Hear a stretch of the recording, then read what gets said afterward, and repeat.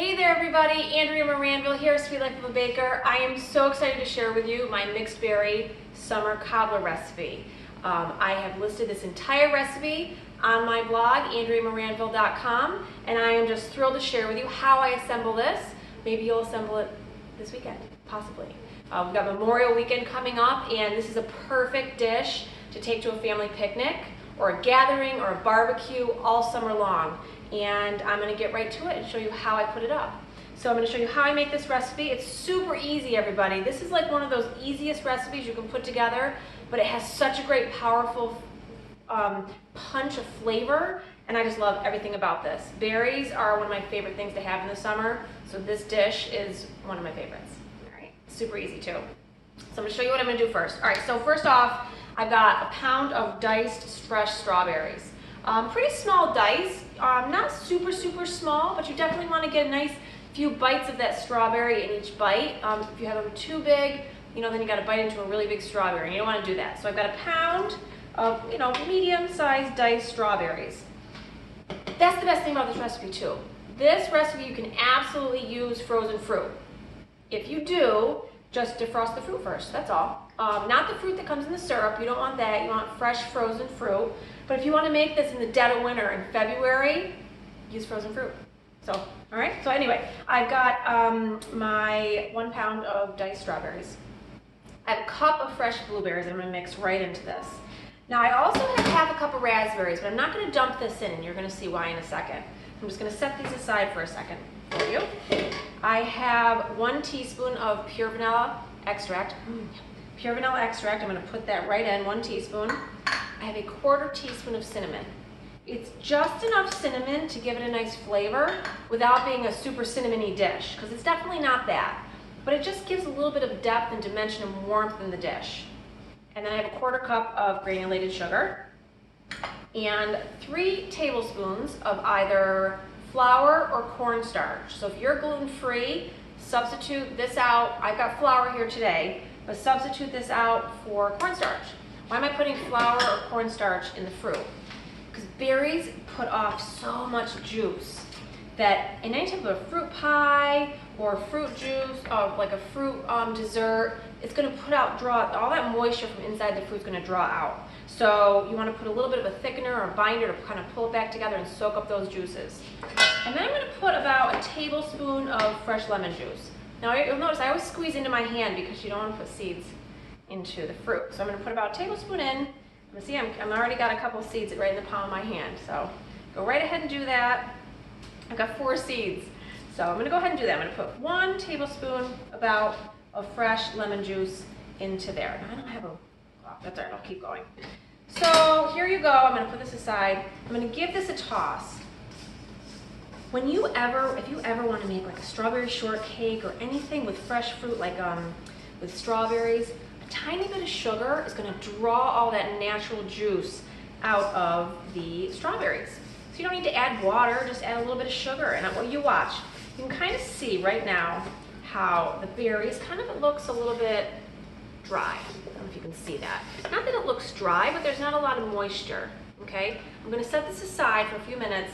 When I come back to it to put it in the pan, you're going to see how it's kind of created some juices already. So I'm going to set this aside.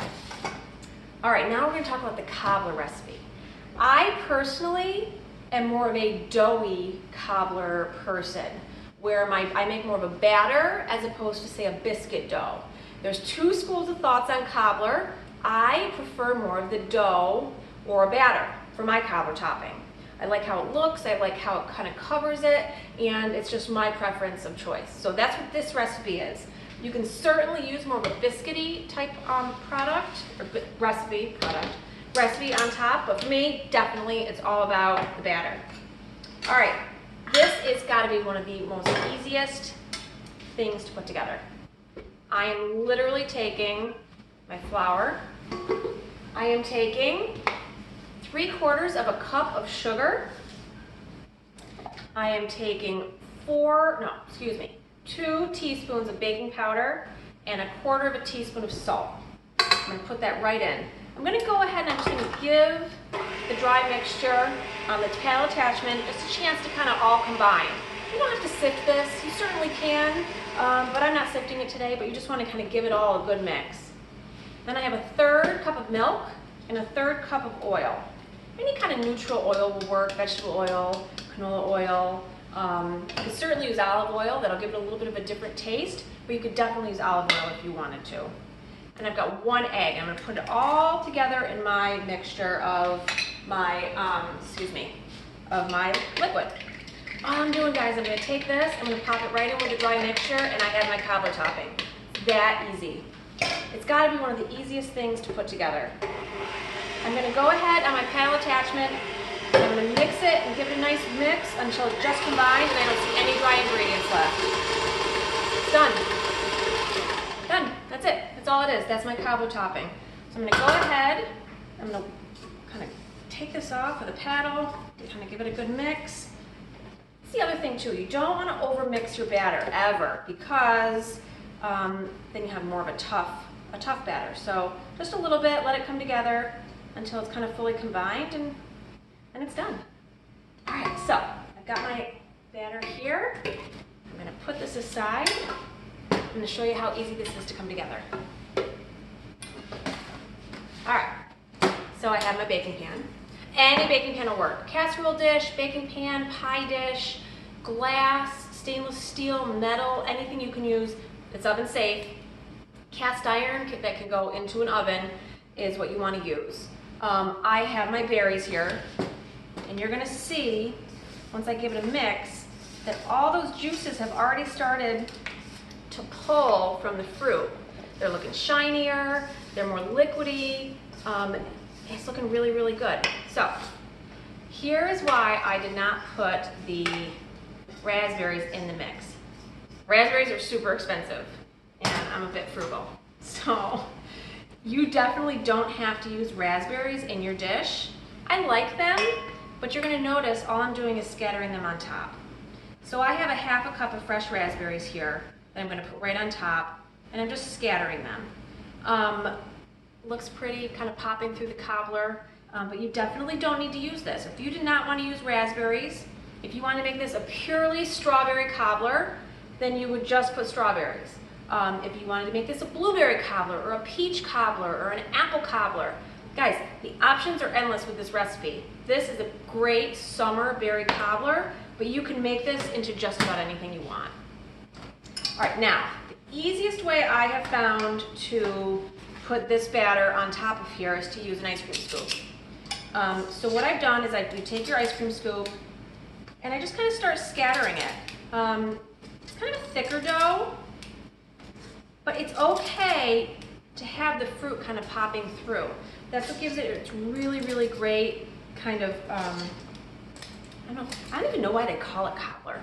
Is it cobbler because it's cobbled together? I'm not really sure. I'm gonna have to look that up. Anyway, so I'm kind of cobbling this together. Maybe that's why it is. I have no idea. So what I'm gonna do is I'm just gonna get this batter. I'm gonna put it right on top. I've got peaks of the fruit kind of popping through. And then this part gets a little bit sticky. You're just gonna kind of, it's all gonna kind of spread as you bake it. You'll see in a second because I have one that's finished. But you're just kind of spreading it. Let the fruit kind of peek through a little bit. And this is the best thing. This can be served warm. It can be served cold. This is one of the greatest recipes and most versatile if you're going to a family picnic or a barbecue. Okay, so I've got this. You can see how it looks. You can kind of see how it's kind of, you can see the fruit popping through. Then you're going to take an egg wash. So what I have here is 1 egg and 1 tablespoon of heavy cream. And I'm just going to brush the top of the cobbler. Don't worry about the fruit. You're not trying to put this on top of the fruit. You just want to put this right on top of the cobbler dough. And that's what's going to give the crust a really, really great shine and crust on your cobbler recipe. That's great for pies. Put this on top of a pie. Put this on top of a roll if you're making rolls. 1 egg to 1 teaspoon of heavy cream is the secret ingredient to a nice shiny crust.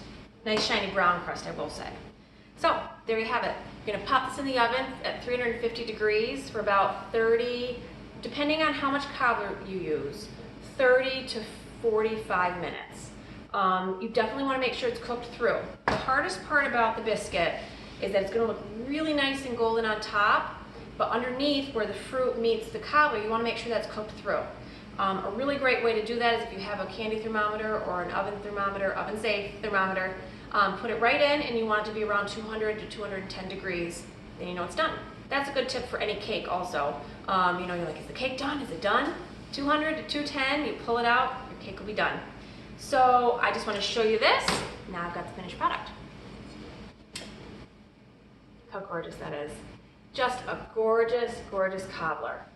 Okay, you can see the nice shiny crust, you can see the bubbles of the fruit around it. I mean, this has been out of the oven for a little bit, so it's kind of cool.